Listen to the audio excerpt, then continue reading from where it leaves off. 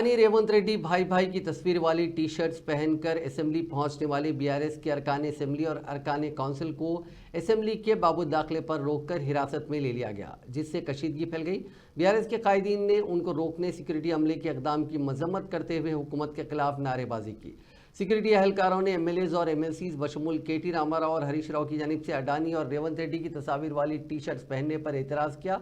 इस मौके पर बीआरएस कायदीन और सिक्योरिटी अमले के दरमियान बहस व तकरार हुई। बीआरएस कायदीन ने अडानी और रेवंत रेड्डी भाई भाई का नारा लगाया। कब्रजी गन पार्क पर शोहदा को खिराज अकीदत पेश किया गया और 2 मिनट की खामोशी मनाई गई।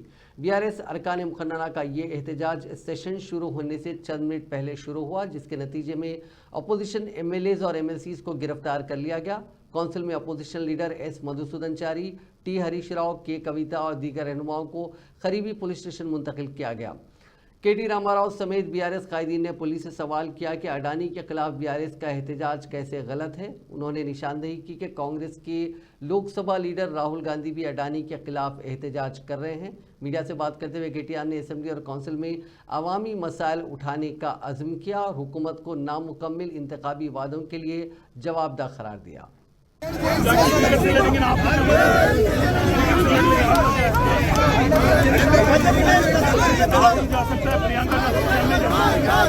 पार्लियामेंट में देर अलाउड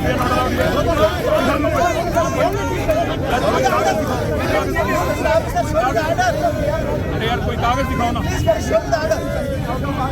यार, कोई कागज तो दिखा दो, कोई कागज दिखा दो।